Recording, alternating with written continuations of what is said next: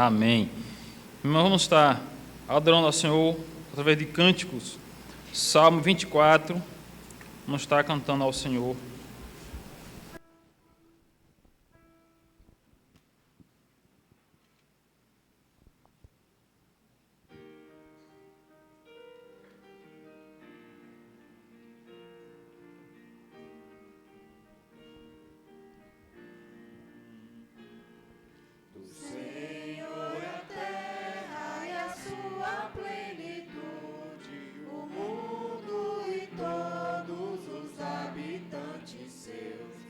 Sobre os mares ele a fundamentou, e sobre as correntes estabeleceu.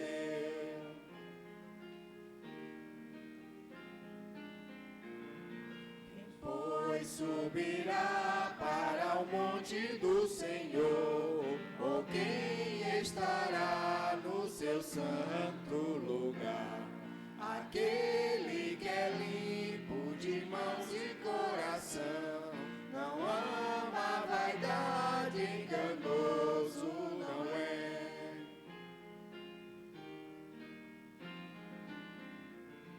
Tal homem recebe a bênção do Senhor, justiça do Deus da sua salvação. Tal é a linhagem daqueles que o buscam a face do Deus de Jacó.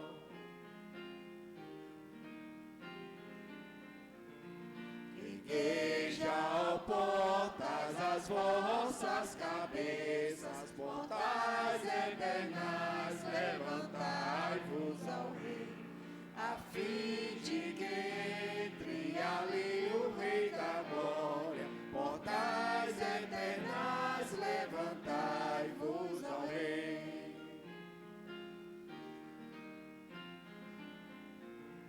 Quem é o Rei da Glória, este Rei tão glorioso, Senhor das batalhas, que é forte em poder? Erguei-já, ó portas, as vossas cabeças, portais eternas, levantai-vos ao Rei.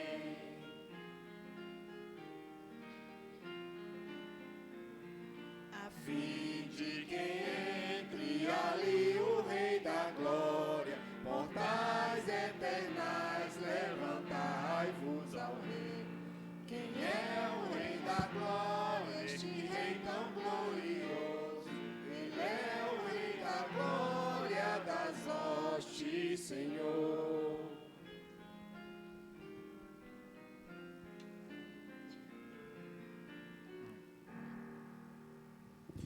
Irmão, vamos estar abrindo a palavra do Senhor mais uma vez, dessa feita em Êxodo, capítulo 20, versículo 1 ao versículo 17. A chamada contrição, leitura da lei, Êxodo 20, versículo 1 ao versículo 17.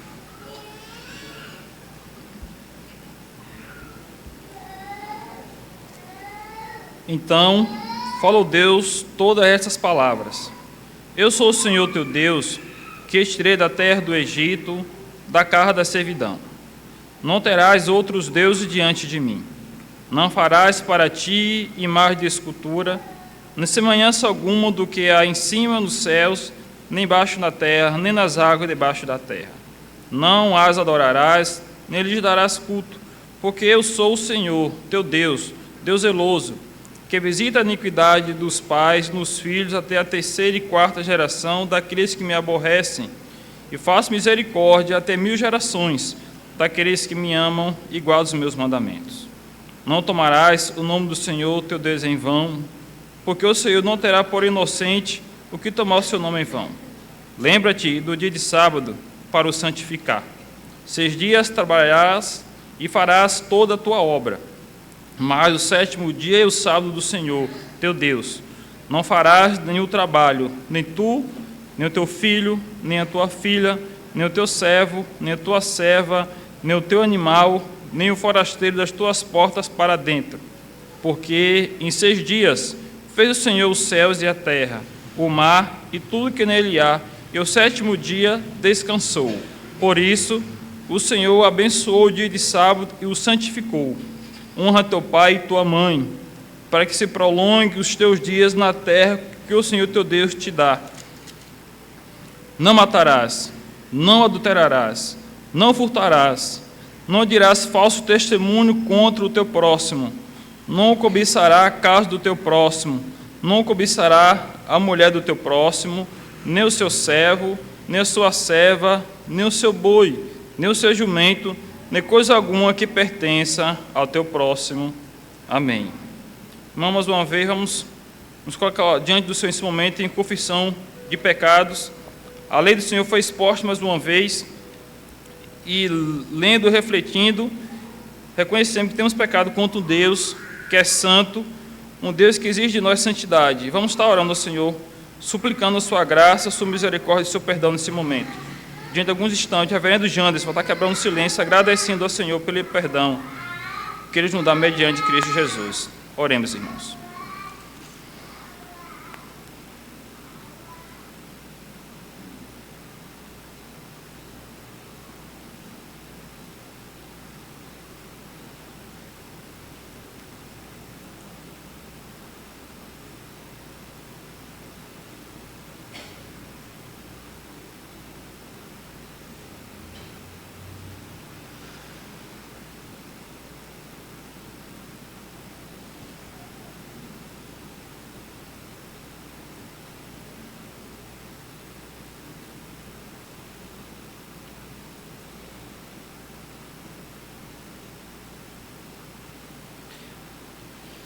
Santo, santo, santo és tu, Senhor.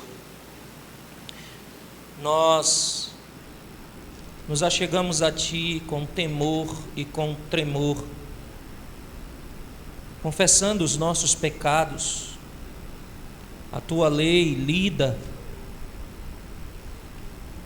mostra como a nossa vida, ó Deus, é imperfeita e não estamos em conformidade com ela.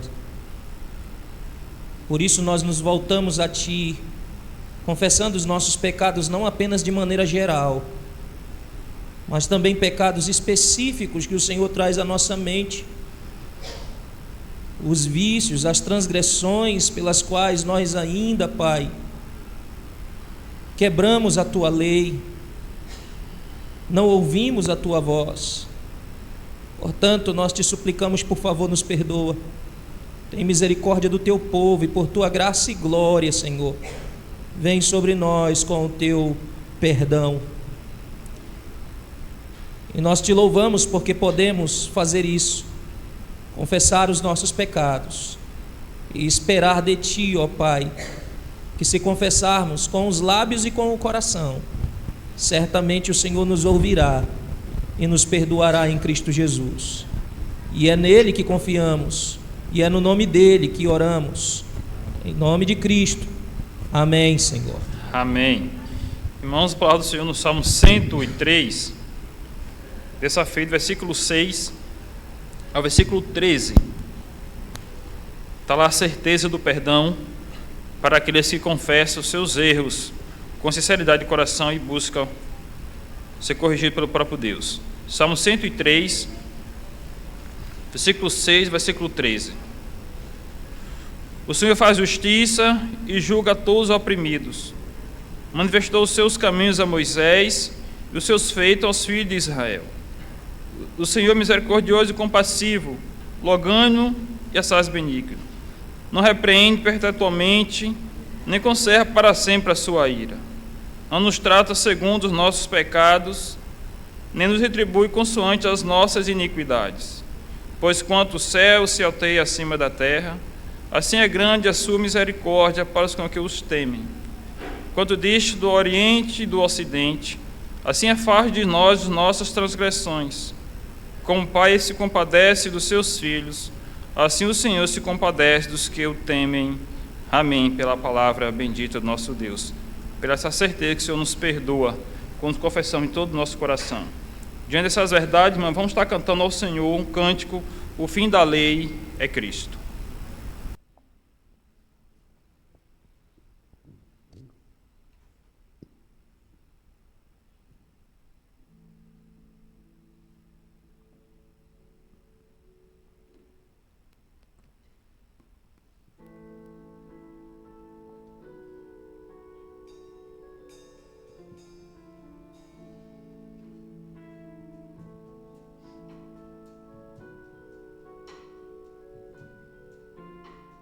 Que o fim da lei é Cristo, para a justiça de todo que crê, a justiça que é pela fé no Filho de Deus,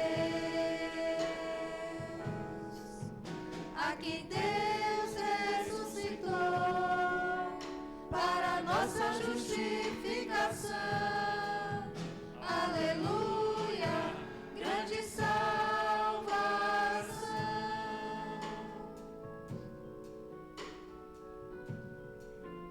Porque o fim da lei é Cristo, para a justiça de todo que crê, a justiça que é pela fé no Filho de Deus,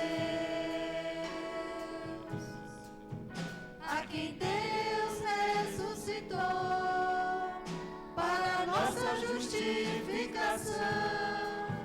Aleluia, grande salvação.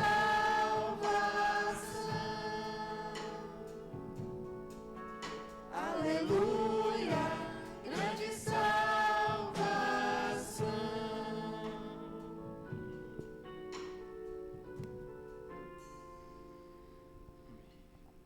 Nós vamos estar abrindo mais uma vez a palavra do Senhor, dessa feita em Filipenses, capítulo 4, versículo 10 ao versículo 20. A chamada dedicação. Leitura bíblica de Filipenses, capítulo 4, versículo 10 ao versículo 20.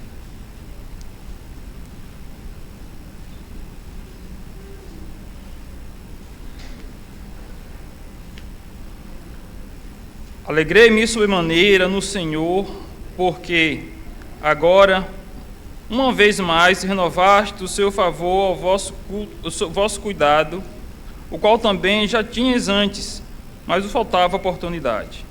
Digo isto não por causa da pobreza, porque aprendi a viver contente em toda e qualquer situação. Tanto sei estar humilhado, como também ser honrado. De tudo e em todas as circunstâncias já tenho experiência, tanto de fartura como de fome, assim de abundância como de escassez. Tudo posso naquele que me fortalece. Todavia, fizeste bem associando-vos na minha tribulação. E sabeis também vós, ó Filipenses, que, no início do Evangelho, quando parti para a Macedônia, nenhuma igreja se associou comigo no tocante a dar e receber, senão unicamente a vós outros. Porque até para Tessalônica, mandaste não somente uma vez, mas duas, o bastante para as minhas necessidades.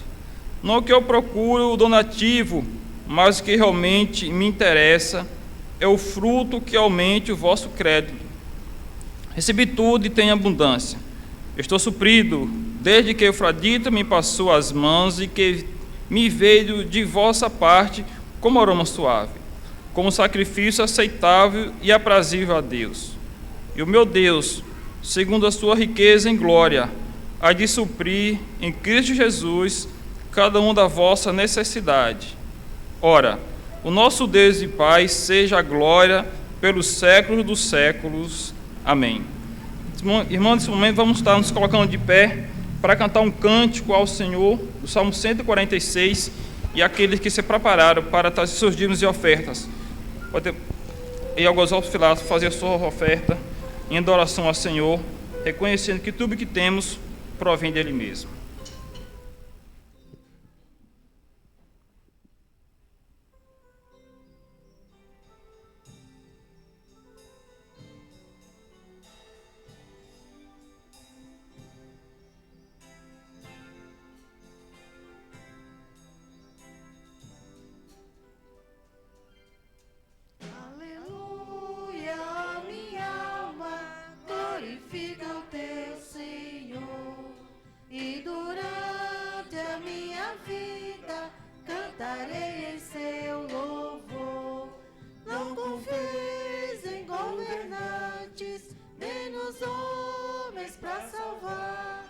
Seus projetos cessam todos quando o Espírito lhe sai.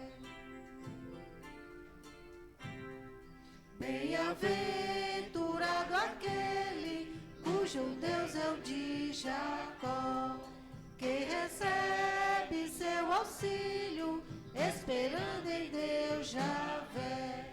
Ele fez os céus e a terra, fez o mar e tudo mais, e fiel eternamente o Senhor se manterá. Faz justiça aos oprimidos, ao faminto dar o pão. O Senhor liberta os presos, abatidos põe de pé. O Senhor ao justo ama, faz o cego enxergar. Sobre órfãos e viúvas, seu amparo ele dá. O Senhor ao forasteiro lhe concede proteção, mas dos ímpios o caminho o Senhor transtornará. Para sempre o Senhor reina, ó Sião, teu Deus é rei.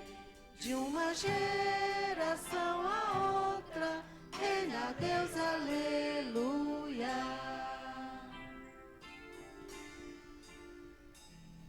Amém. Aí que pode assentar, vamos ter orando ao Senhor, agradecendo pelos dízimos e as ofertas ao nosso irmão diácono José Nilton.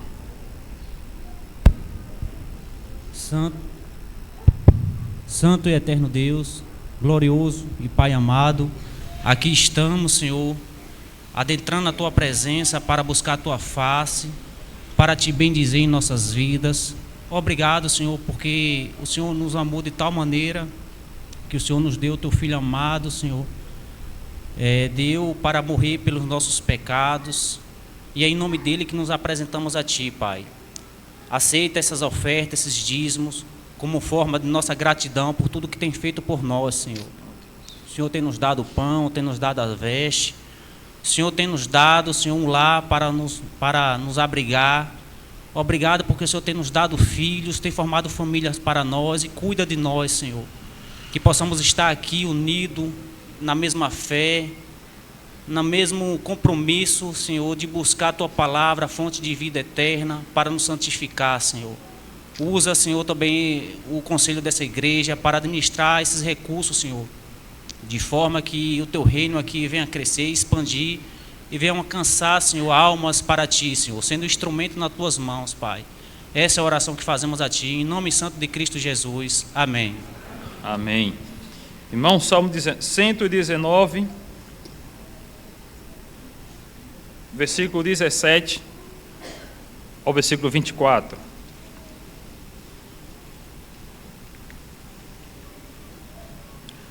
A chamada edificação. Salmo 119, versículo 17 ao 24.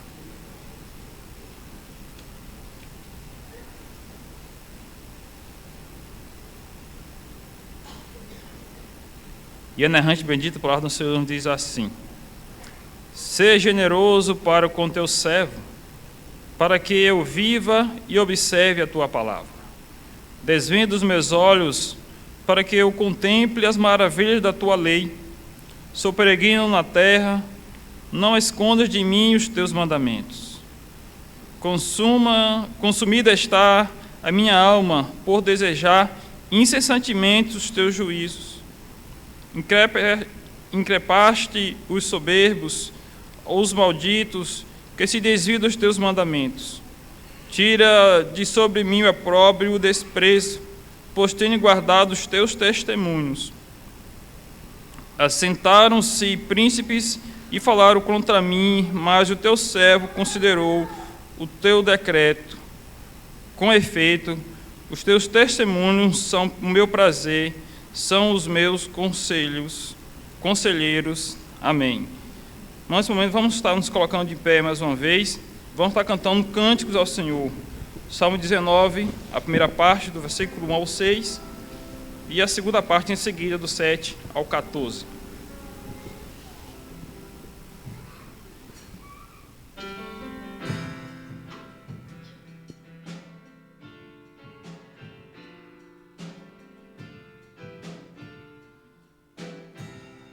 Os céus proclamam a glória de Deus,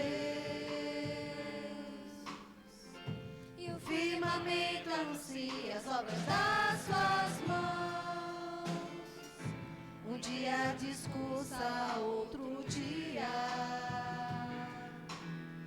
e uma noite revela conhecimento, a outra noite não há linguagem nem há palavras,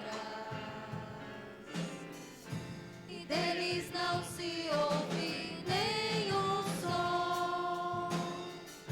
No entanto, por toda a terra se faz ouvir a sua voz e as suas palavras, até os confins do mundo, até os confins do mundo. Aí pôs uma tenda para o sol,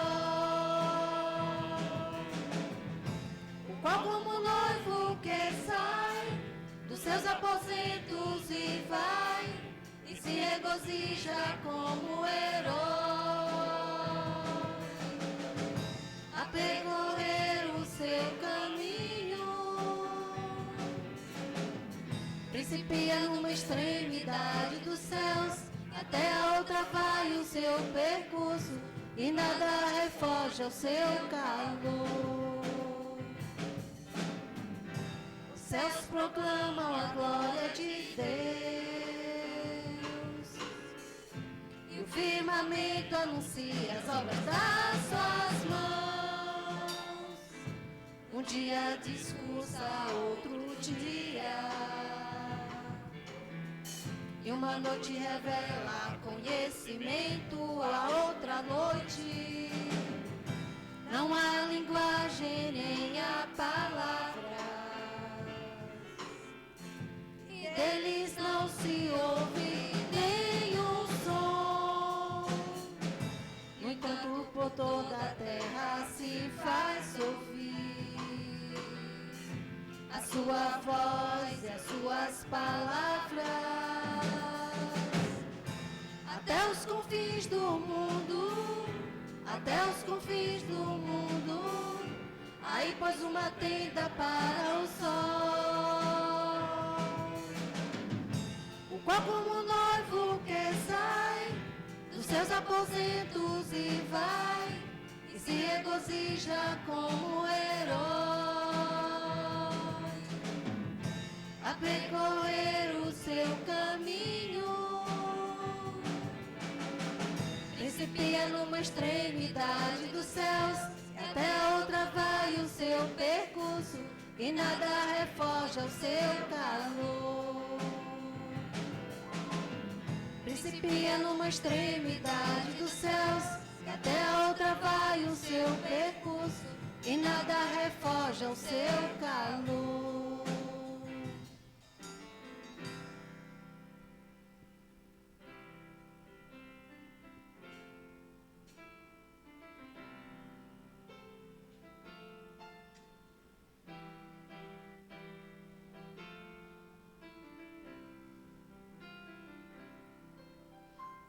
A lei do Senhor é perfeita e restaura a alma. O testemunho do Senhor é fiel e dá sabedoria aos simples.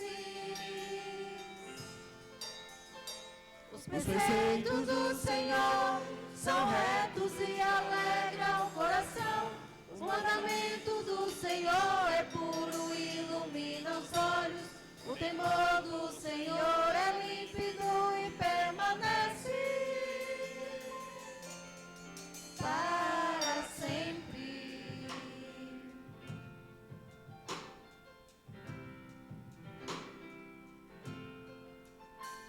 Os juízos do Senhor são verdadeiros e todos igualmente justos.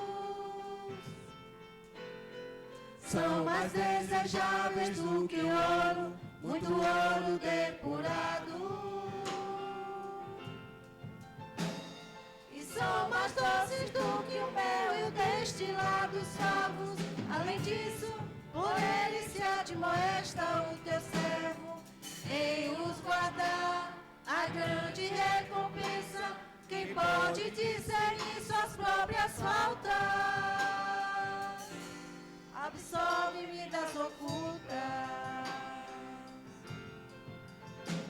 Também da soberba guarda o teu servo, e ela não me domine. Então serei irrepreensível e ficarei livre de grande transgressão.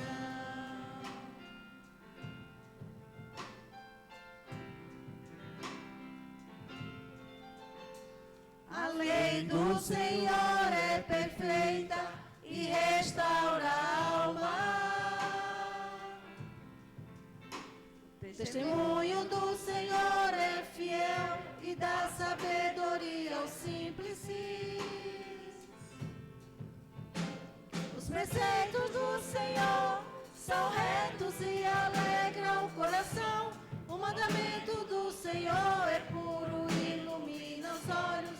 O temor do Senhor é límpido e permanece para sempre.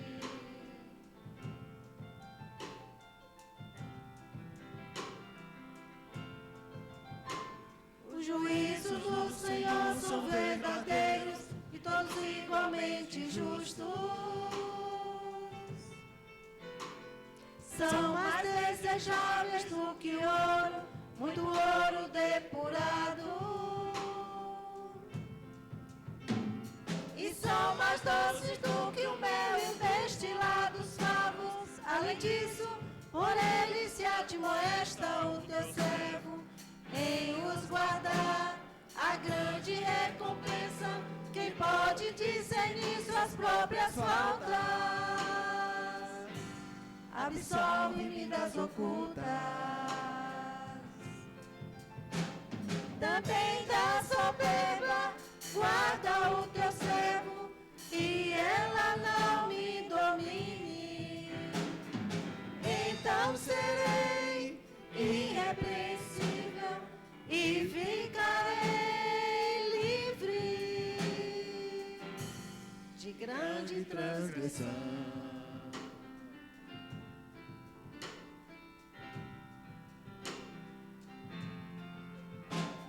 As palavras dos meus lábios e o meditar do meu coração sejam agradáveis na tua presença, Senhor. Rocha minha e meu Redentor. E as palavras dos meus lábios e o meditar do meu coração sejam agradáveis na tua presença, Senhor. Rocha minha e meu Redentor. Rocha minha e meu Redentor.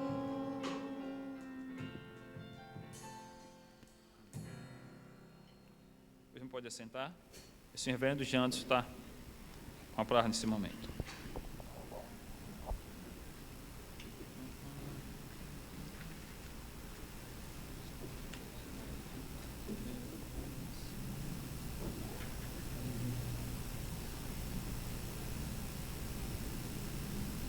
Meus irmãos, boa noite, que a graça e a paz seja convosco, amém. Vamos abrir a palavra de Deus em Hebreus,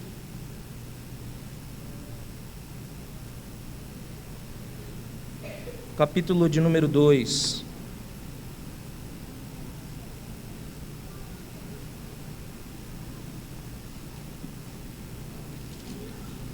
Epístola aos Hebreus, capítulo 2.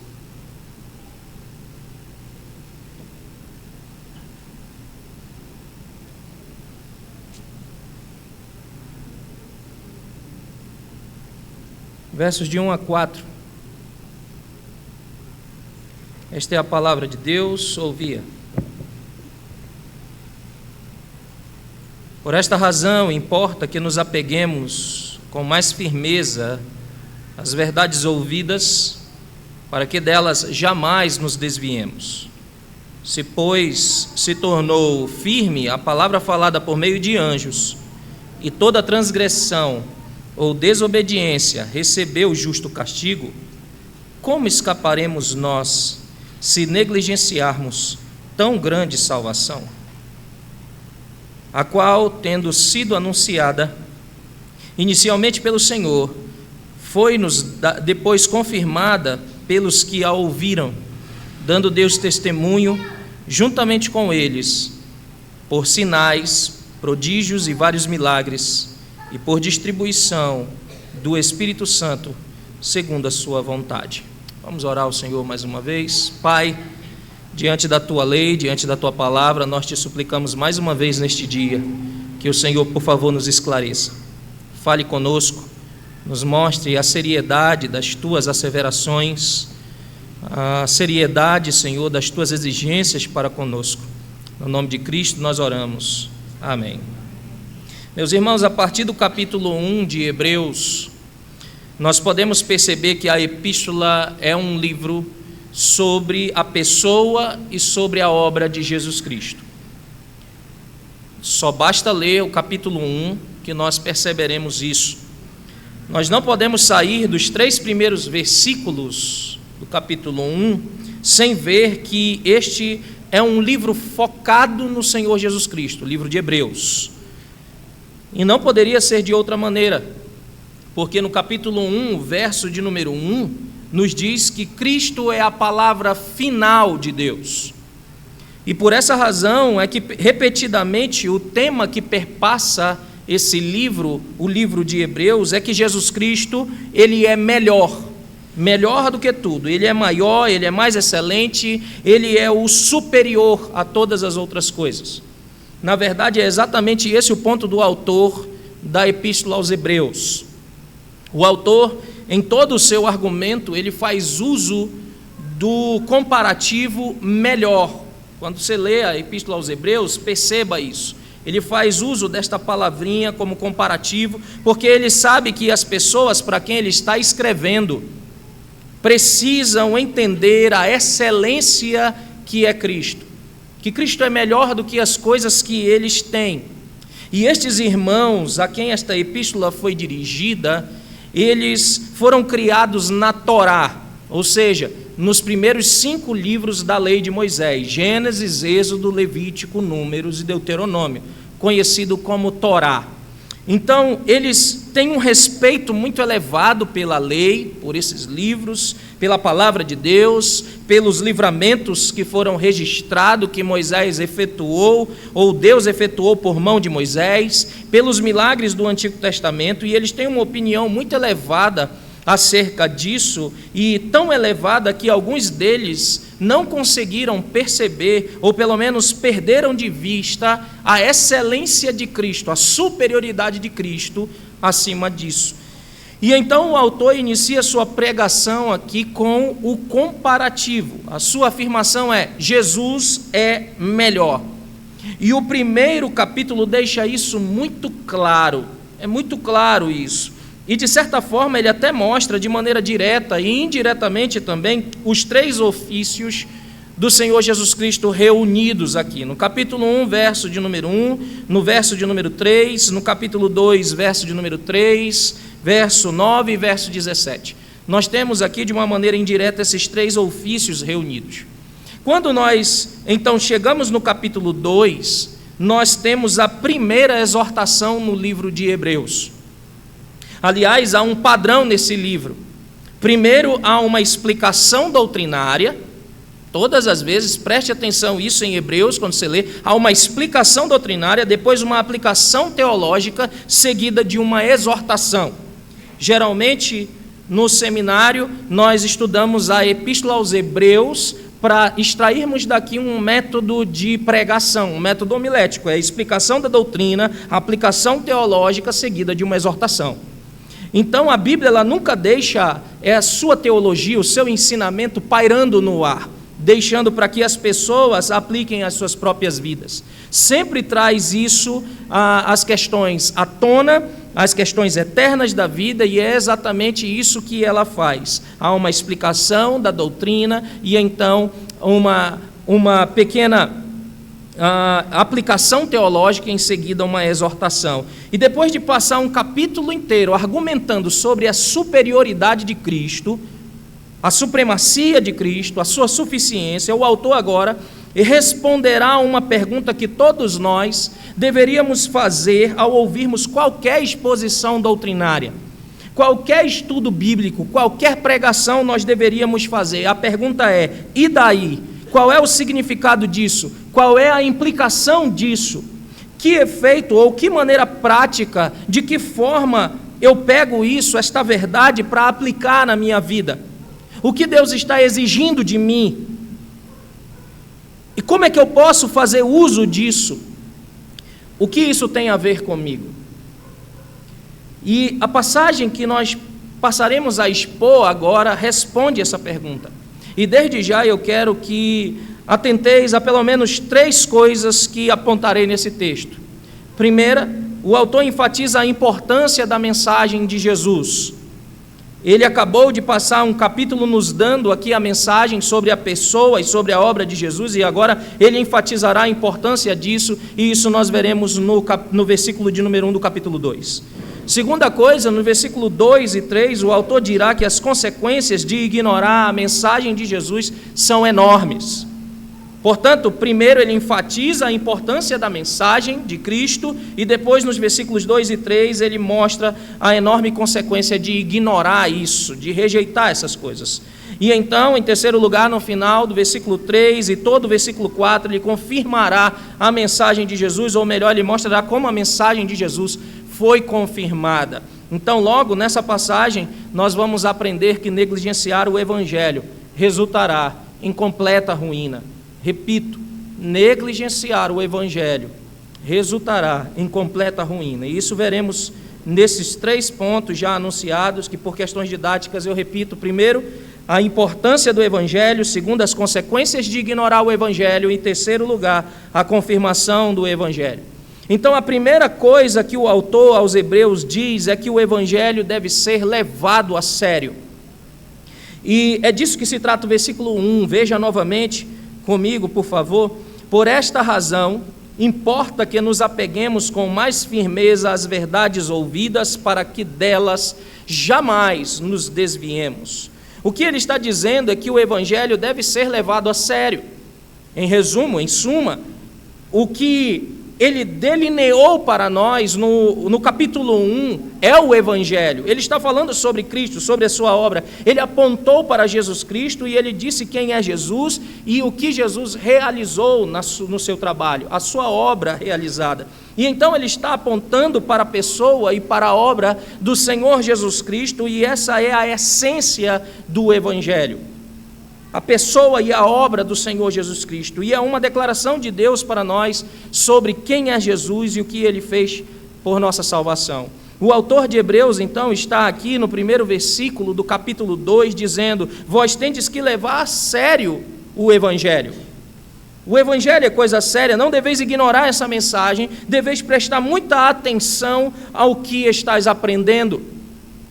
Ele está enfatizando a importância de prestarmos atenção ao que foi ouvido, e não apenas prestar atenção, mas nos apegarmos a estas coisas com mais firmeza. E nós veremos isso em instante. A mensagem do Evangelho, a mensagem sobre Jesus, a pessoa dele, e ele enfatiza isso porque nesta congregação aparentemente existem algumas pessoas que estão sendo tentadas a abandonar Jesus e voltar para a sua herança judaica. Aparentemente é isso que está acontecendo aqui no contexto desta epístola. Eles saíram do judaísmo para seguir a Jesus Cristo, o Messias. Eles reconheceram a Jesus, eles foram batizados, eles foram incluídos na congregação cristã, mas agora alguns deles estão deixando aquilo que eles aprenderam. eles estão deixando de lado. Talvez sob a influência de outros mestres judeus daquela época, que diziam: tu podes ter tudo o que tens no cristianismo, sem rejeitar a sua herança judaica. Apenas volte e siga tudo aquilo que o judaísmo messiânico fala. E esse tipo é um tipo especial de judaísmo, que ensinou muitas coisas que são muito semelhantes às coisas encontradas no Novo Testamento, mas não há ênfase em Jesus Cristo. É o judaísmo ensinado pelos essênios. E é perfeitamente possível que esta congregação para a qual o autor está escrevendo, está ensinando, na Epístola aos Hebreus, tenha pessoas que foram tentadas a abandonar Jesus e a voltar para essa herança judaica, para a sua herança judaica. E o autor diz: não, vocês não podem fazer isso. Vós tendes que levar a sério a mensagem que ouvistes. Vocês ouviram a mensagem de Jesus, vocês não podem negligenciá-la, vocês não podem afastar-se dela sem prejuízo, sem se afastar do próprio Cristo e finalmente se afastar de Deus. E diante dessa tentação, este pregador está enfatizando a seriedade do Evangelho, a importância do Evangelho, a importância de se apegar às verdades que têm sido ouvidas. Bom, alguém pode dizer, diante disso: eu não estou sendo tentado a abraçar o judaísmo, pastor. Isso não é uma tentação para mim, ok.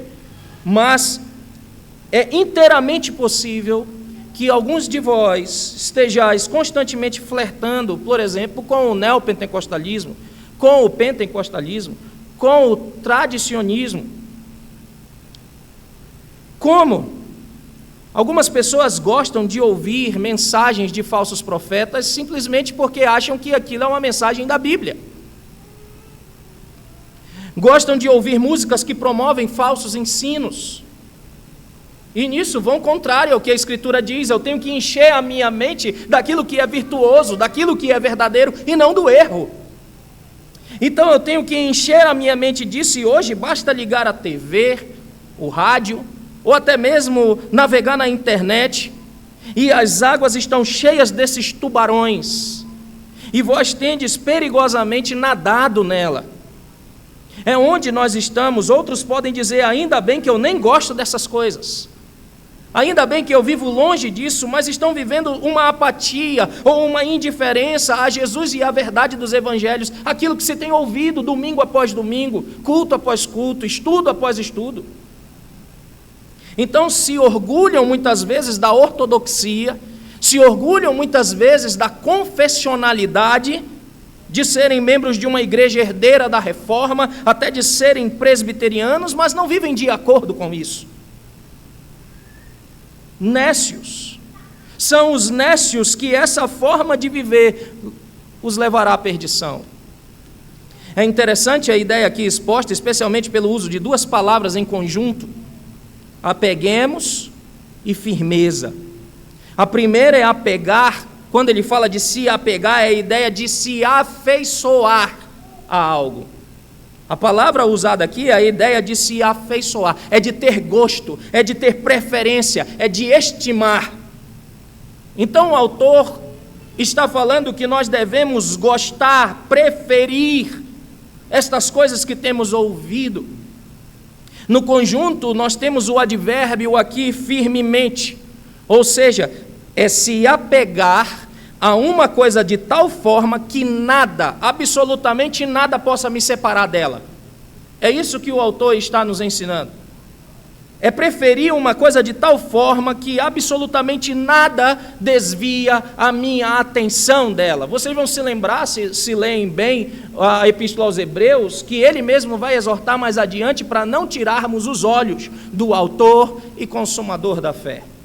Porque ele começou falando sobre isso, se apegar a uma coisa de tal forma que nada pode desviar a minha atenção dela. E é assim que nós temos nos apegado às verdades que temos ouvido? É assim que nós temos vivido?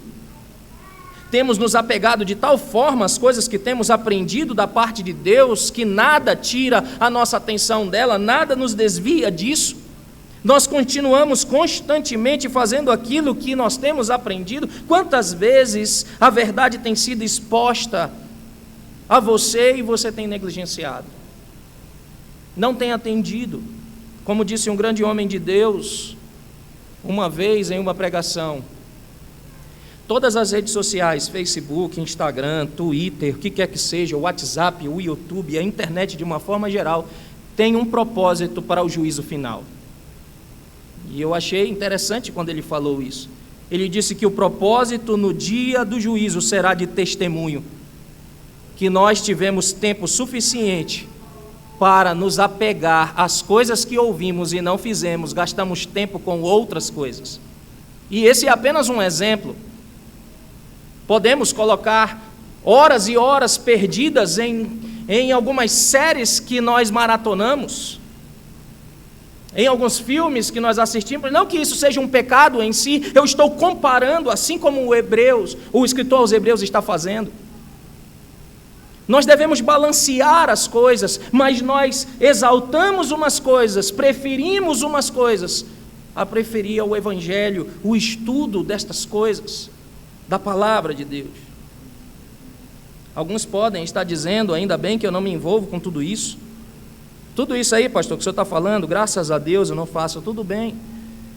Mas e o tempo dedicado demasiadamente ao trabalho, aos estudos de uma graduação, à diversão, ao entretenimento, às conversas fiadas, como já falei, a uma série, a um filme, as outras coisas que poderiam entrar nesta lista?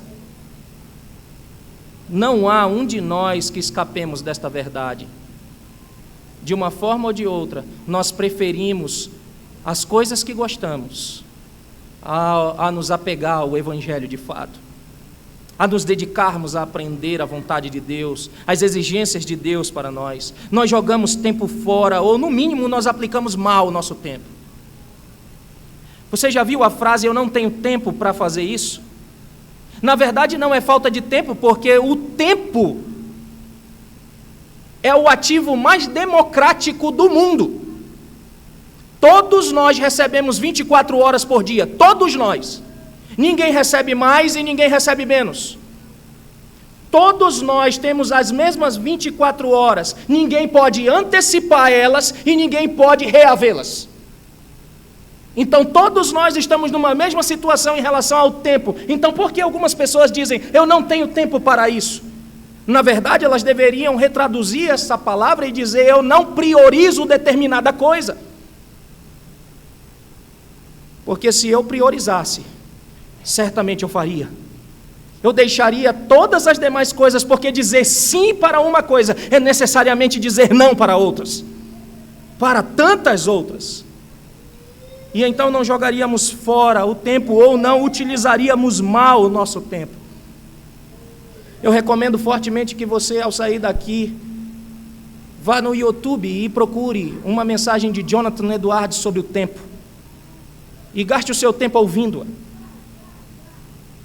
É excelente esta mensagem. Nós devemos nos afeiçoar de tal forma ao que nós temos ouvido do Evangelho, de sorte que se nós estamos no trabalho, se nós estamos ali, nós estamos pensando nestas verdades eternas, nós estamos refletindo, se nós estamos a conversar, nós estamos pensando nas verdades eternas, aplicando elas, conversando sobre elas. O que ocupa a minha mente e o que ocupa o meu coração será o satélite, o assunto que orbitará em tudo que eu penso, em tudo que eu digo e em tudo que eu faço.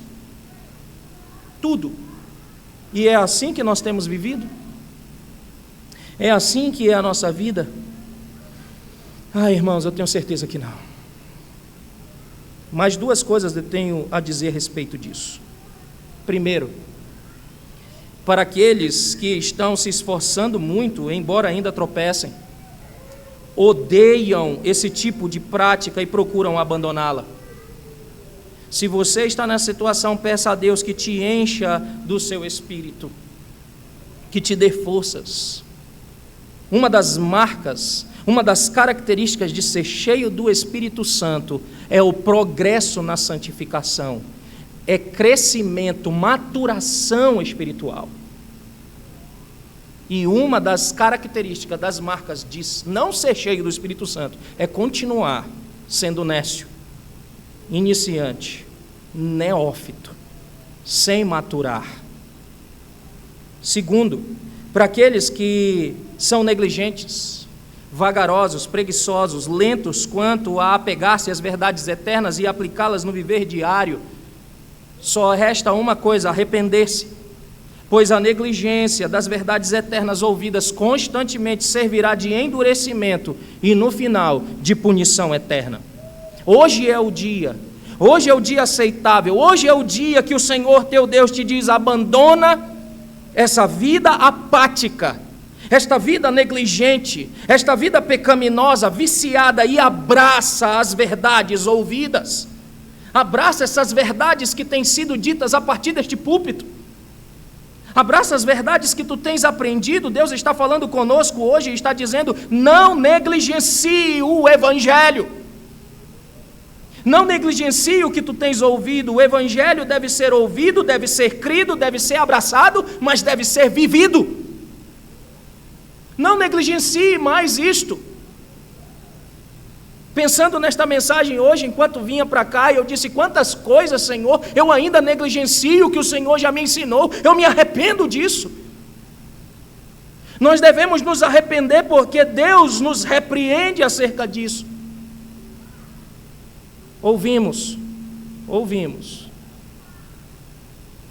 e não atentamos para essas coisas. E esta é a primeira coisa que o escritor, logo no início, a este povo está falando, e também que nós devemos aprender, e realmente esse é o único ponto da mensagem, se eu fosse dizer. Esse é o único ponto, ele apenas vai enfatizar isso nos próximos 2 pontos que eu vou apresentar. O ponto dele é esse: se apegue, importa que nos apeguemos com firmeza às verdades ouvidas, para que nós não nos desviemos delas. E aí, então, a segunda coisa está no versículo de número 2 e 3. O ponto aqui é que o Evangelho deve ser levado a sério, porque há alguém maior do que Moisés que é apresentado nele. Aqui ele está abordando não apenas a importância da mensagem do Evangelho, mas ele está abordando a sua consequência. Veja novamente o versículo 2 e 3. Se, pois, se tornou firme a palavra falada por meio de anjos, e toda a transgressão ou desobediência recebeu justo castigo, como escaparemos nós, se negligenciarmos tão grande salvação, a qual tem sido anunciada inicialmente pelo Senhor, foi-nos depois confirmada pelos que a ouviram? O ponto é este, irmãos: se a desobediência do povo de Deus no Antigo Testamento resultou em Deus julgando-os justamente por seus pecados, o que acontecerá se nós rejeitarmos o caminho da salvação que Ele providenciou para nós, se nós negligenciarmos este caminho que Ele tem providenciado para que nós não fôssemos condenados por desobediência à sua lei, à sua palavra? O que acontecerá então se nós negligenciarmos? Volte comigo em Jeremias, por favor.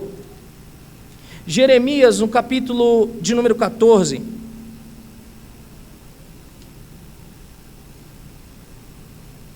Do verso 11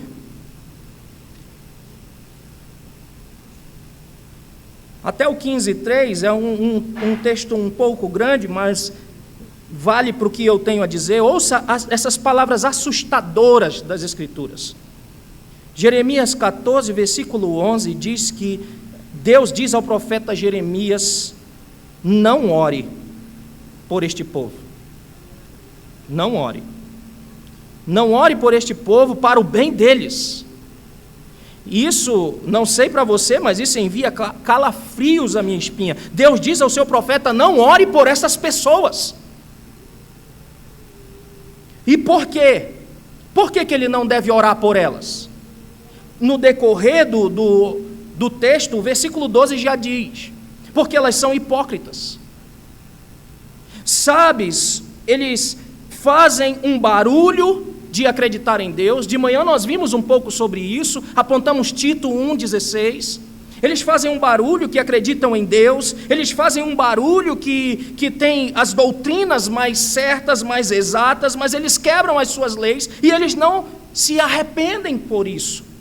Eles não se importam. E então Deus diz ao profeta: não ore por eles.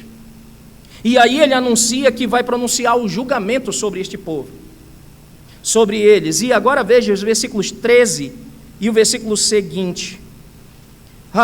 Disse eu, ou então disse eu: Senhor Deus, eis que os profetas lhes dizem: não vereis espada, nem tereis fome, mas vos darei verdadeira paz neste lugar. Disse-me o Senhor: os profetas profetizam mentira em meu nome, nunca os enviei, nem lhes dei ordem, nem lhes falei.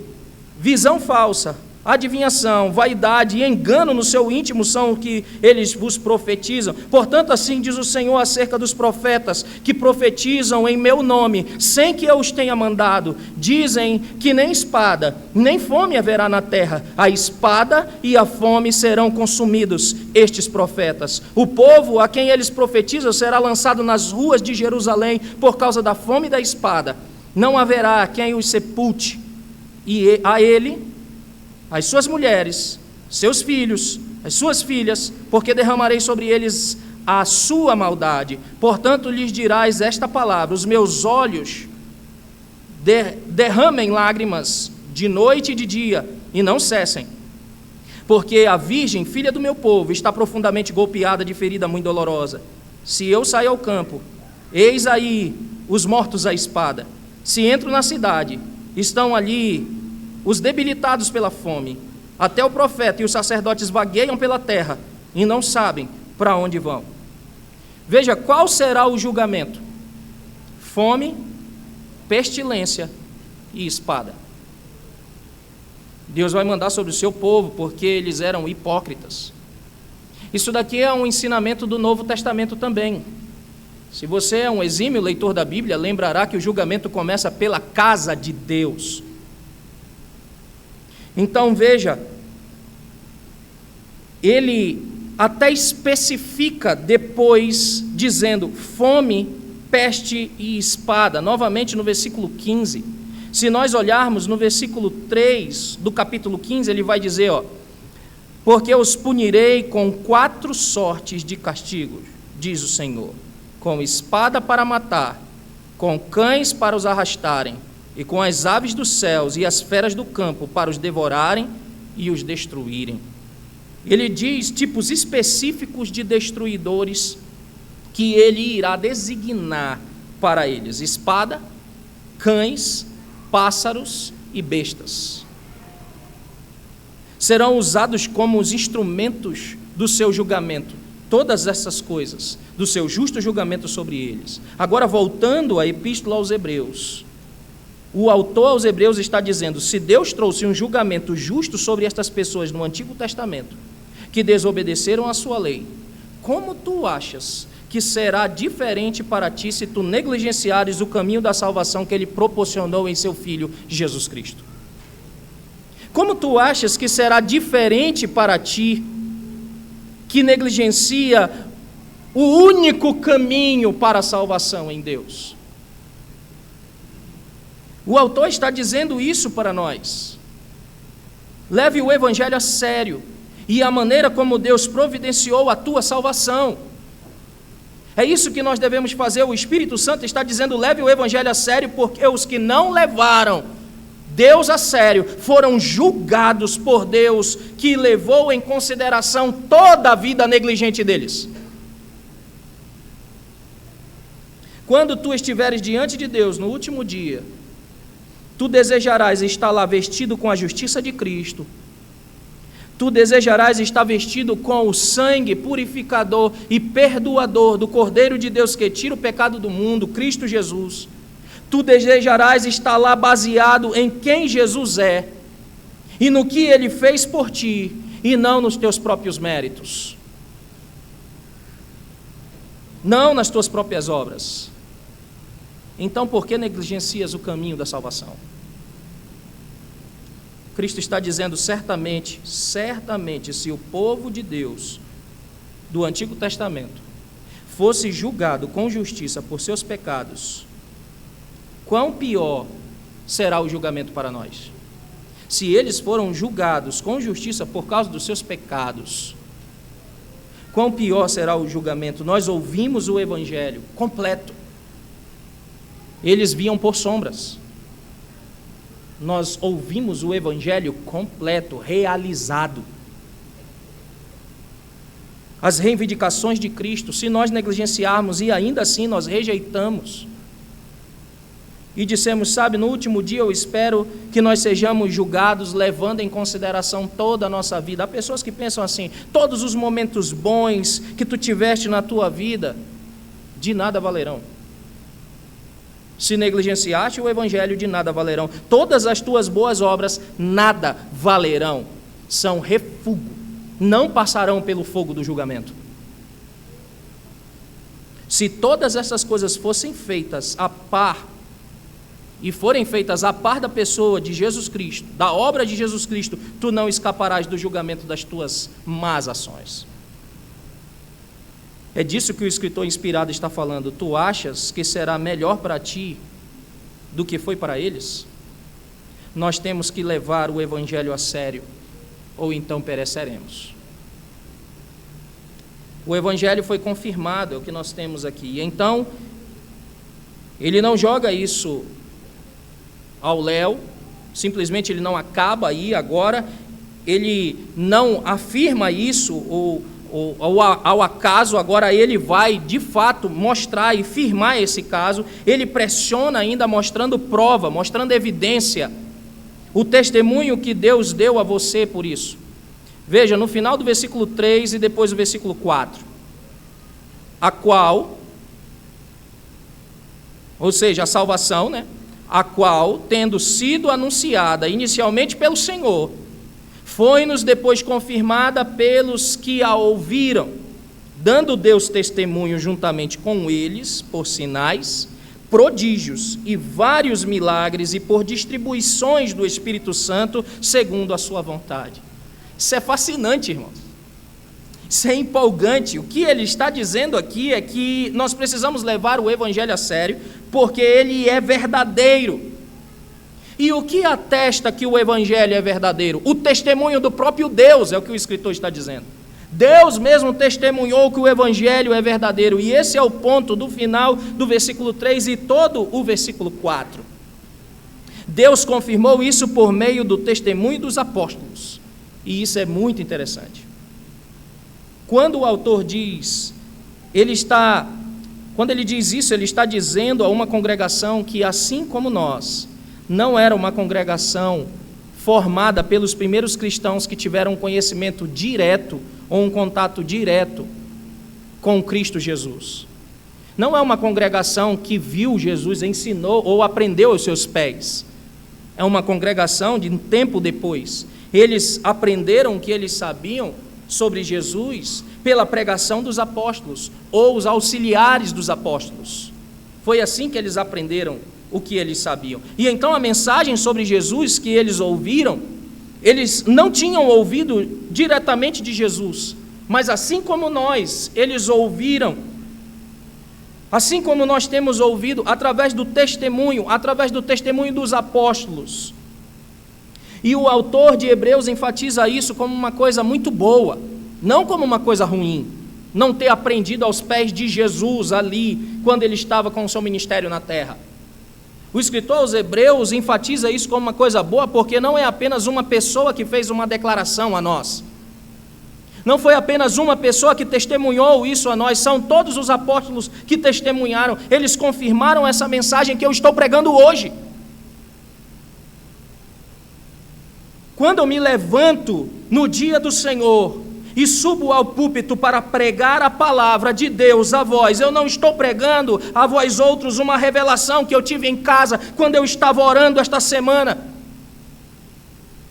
Eu não estou pregando algo que eu recebi por alguma outra razão, de repente entrou na minha mente e agora eu estou falando isso para vocês. Eu estou pregando a mesma Bíblia que milhares de outros ministros do Evangelho estão pregando ao redor do mundo há quase 2000 anos. E isso deveria nos encorajar. E isso deveria nos alegrar. Isso deveria nos dar esperança. Essa é a verdade. E não é a verdade de homens, mas a verdade de Deus. Por isso que o autor está dizendo: negligenciá-la acarretará em duras penas. Porque não é mensagem de homens, é de Deus. E caminhando para o final, então, nós olhamos para o versículo de número 4. Não apenas isso, mas o próprio Deus confirmou essa verdade disso, por sinais, por maravilhas, por milagres. O verso 4 deixa isso, dando Deus testemunho juntamente com eles, por sinais, prodígios e vários milagres, e por distribuições do Espírito Santo segundo a sua vontade. Entenda, as pessoas naquela época não eram apenas mais crédulas do que nós. Às vezes nós pensamos nisso, né? Que as pessoas antigamente eram mais crédulas, elas acreditavam mais. Era um tempo em que as pessoas acreditavam mais nessas coisas. Nós sabemos que às vezes nós olhamos para milagres na Bíblia e nós dizemos: essas coisas não acontecem nos nossos dias. Esses milagres, essas coisas inteiras, nós somos muito avançados em nossa cultura, nós não somos tão ingênuos de forma alguma. Mas entenda isso, irmãos, tenha isso na sua mente: milagres não aconteciam simplesmente o tempo todo na Bíblia. Se você é um leitor atento da Escritura, você sabe disso. Milagres não aconteciam o tempo todo nos tempos bíblicos. Perceba uma coisa: se nós estudarmos a Bíblia ao longo dos 6.000 anos de história que ela cobre, existem apenas 3 períodos principais nesses 6.000 anos de quando os milagres acontecem. Apenas 3 períodos. Milagres aconteceram no tempo de Moisés, aconteceram nos tempos de Elias e Eliseu, e então aconteceram no ministério de Jesus. E mesmo João Batista não fez milagres. Ele estava bem na linha de frente do ministério de Jesus, mas mesmo ele não fez milagres. Milagres não aconteciam todos os dias. Sinais não eram vistos todos os dias. Estas pessoas não eram crédulas. Não criam com mais facilidade. Quando eles viram um milagre, eles sabiam que eles estavam vendo algo especial. E a razão que o autor de Hebreus nos dá e nos diz é que Deus deu aqueles sinais, aquelas maravilhas, aqueles milagres para atestar a verdade que estava sendo proclamada. Veja, acreditamos que a mensagem de Jesus é verdadeira e a aceitamos não apenas porque ela é boa. Não é por isso que eu sigo o Evangelho. Não é por isso que eu confessei a fé, porque ela é boa. Sim, ela é boa, mas não é apenas isso. Não é porque simplesmente nós queremos ser perdoados, porque eu era algo e agora eu não sou mais, porque Deus me libertou. Não é apenas isso, mas é porque ela é a verdade. É por isso que se segue o Evangelho, porque o Evangelho é a verdade de Deus para nós. C.S. Lewis, o grande autor das Crônicas de Nárnia, 60 ou 70 anos atrás, ele enfatizou que é muito importante para nós compreendermos que abraçamos o cristianismo não porque ele é bom, mas porque ele é verdadeiro. Claro que ele é bom, mas especialmente porque ele é verdadeiro. E eu quero dizer que isso é especialmente importante para nós nos nossos dias. Entender isso. As coisas mudaram muito nos últimos 30 anos. E eu pensei muito sobre isso e tenho quase certeza de que o ácido da descrença e a alergia tóxica à verdade que se há nos nossos dias, que existe agora nos nossos tempos, eram tão difundidos antes quanto são agora. Porque se trata das mesmas coisas. Mas se nós vermos, muita coisa mudou. Tu acordas no mundo em que nós vivemos hoje e é quase imediatamente implausível para dezenas e dezenas e centenas e milhares de pessoas que o evangelho seja verdadeiro. As pessoas não levam isso a sério. É implausível para eles. Na faculdade isso é ridicularizado. Nas salas de aula isso é ridicularizado. E não é à toa que o evangelho é tão bombardeado nesses locais onde nós mandamos os nossos filhos, que quando eles crescem, se emancipam, eles abandonam o evangelho porque eles não veem o evangelho como a verdade.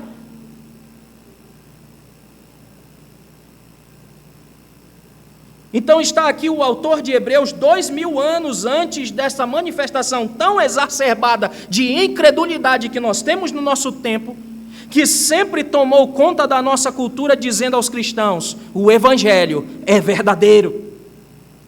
O evangelho é a verdade, é atestado, é confirmado, o próprio Deus testificou isso.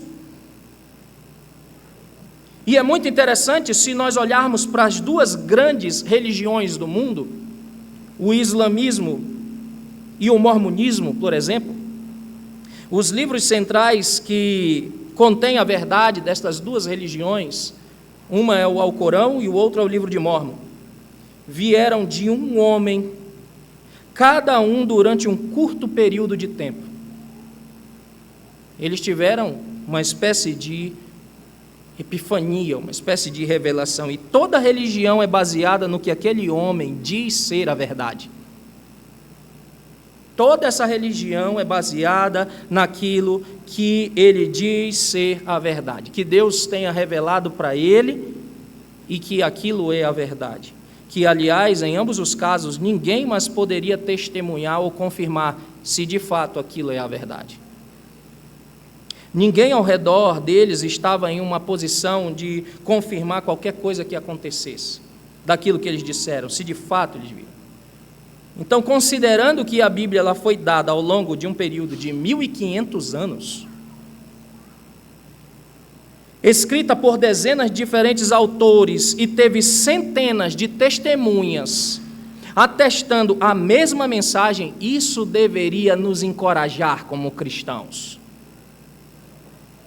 Isso deveria ser uma ferramenta, uma arma da nossa apologética, da nossa defesa da fé. Deus até deu a palavra ao mundo de tal forma que a sua mensagem pudesse ser atestada, irmãos. Deus deu assim, e por quê? Porque Ele está preocupado com a verdade. Se alguém fala algo de errado de você, você não fica chateado? Se alguém fala alguma mentira acerca do seu caráter, você não fica chateado? Imagina aquele que é perfeito. Então ele deu a verdade de maneira que pudesse ser atestada, porque a Escritura revela quem Deus é e o que Ele exige de nós. E ela pode ser atestada. Ele não quer que nós vivamos as nossas vidas acreditando em contos de fadas, acreditando em historinhas. Ele quer que nós vivamos as nossas vidas acreditando na verdade que Ele revelou para nós. E então o autor aos Hebreus está dizendo: o Evangelho deve ser levado a sério, porque ele é verdadeiro e tem consequências eternas não ouvi-lo, negligenciá-lo, porque ele é o único meio de salvação. Se nós negligenciarmos tão grande salvação, o que será para nós? Amados irmãos da Igreja Presbiteriana em Ipirá, você que nos visita hoje, você que ainda não confessou a fé, tanto um quanto o outro, a mensagem é: não negligencie o Evangelho. Para aqueles que já se dobraram a Cristo, não devem negligenciar as verdades ouvidas, devem se apegar a ela com mais firmeza, um apego, uma preferência, para que não se desvie dela. Para aqueles que ainda não se apegaram a ela, para aqueles que ainda não se dobraram a Cristo, o Senhor está dizendo: hoje é o dia aceitável da salvação. Hoje é o dia em que tu deves te dobrar. Hoje é o dia em que tu deves confessar que Jesus Cristo é o teu Senhor. Você pode ter nascido num berço presbiteriano. Você pode ser filho de crentes. Eu digo sempre isso para os meus filhos, especialmente para a Samara, que já é mais velha. Você é uma eleita de Deus, até que você me prove o contrário. Porque as nossas ações revelam os nossos corações. Se eu amo a Deus, ou se eu odeio a Deus. Não há meio termo. Ou eu amo a Deus, guardo os seus mandamentos, obedeço ao Senhor, ou então eu odeio a Ele. O meu Deus é o teu Deus. O meu povo é o teu povo. É assim que nós devemos ser. O povo de Deus é a minha família. A minha família é o povo de Deus. Porque eles têm o mesmo Deus que eu tenho. E por isso nós podemos ter comunhão, porque a comunhão é na luz, e a luz é o Senhor. Não gostar do povo de Deus, não gostar da comunhão com o povo de Deus, é a mesma coisa que não gostar de ter comunhão com Deus. Deus nos salvou num contexto de família, família do pacto. E é por isso que nós devemos ter relacionamentos uns com os outros. Estreitarmos os nossos relacionamentos, não negligenciarmos este evangelho. Portanto, não negligencie. Hoje é o dia aceitável da salvação. Que o Senhor tenha misericórdia de nós e nos dê a graça de não negligenciarmos o evangelho. Vamos nos colocar de pés e vamos cantar mais um louvor ao Senhor.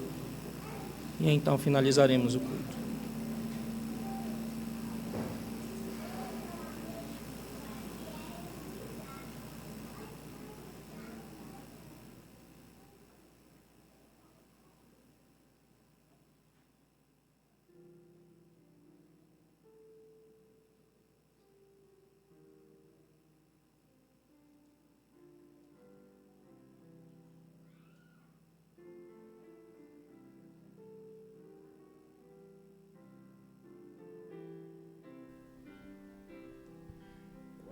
Bem-aventurado é o homem que não anda conforme as ímpias sugestões de conselheiros maus.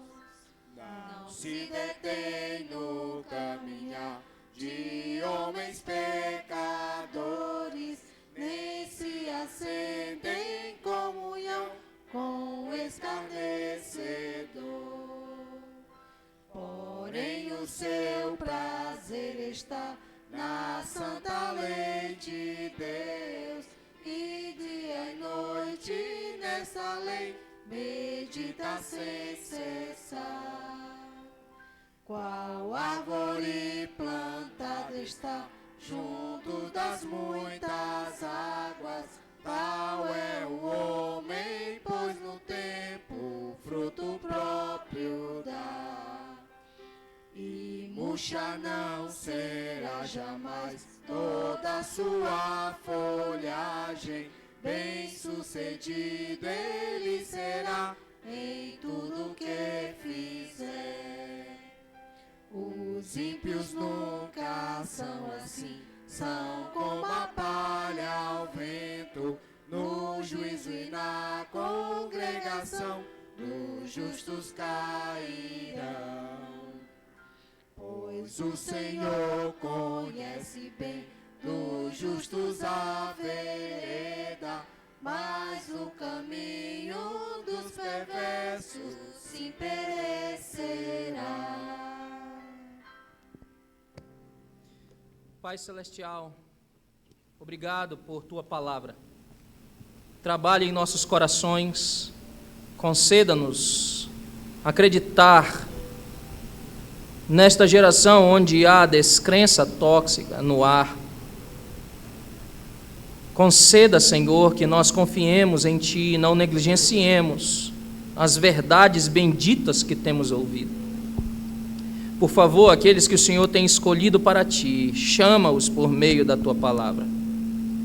Que o Senhor, nesta noite, realize o maior milagre que pode se ter, a regeneração. Que o Senhor de toda a glória seja com o Teu povo, hoje e sempre. Recebeis agora a bênção do Senhor, irmãos. Ora, o Deus da paz, que tornou a trazer dentre os mortos a Jesus, o nosso Senhor, o grande pastor das ovelhas, pelo sangue da eterna aliança, vos aperfeiçoe em todo o bem, para cumprirdes a sua vontade, operando em vós o que é agradável diante dele, por Jesus Cristo, a quem seja a glória para todos sempre. Amém. A Deus supremo benfeitor, anjos e homens em louvor, a Deus o Filho, a Deus o Pai, e a Deus Espírito, glória dai. Amém. Amém, meus irmãos. O culto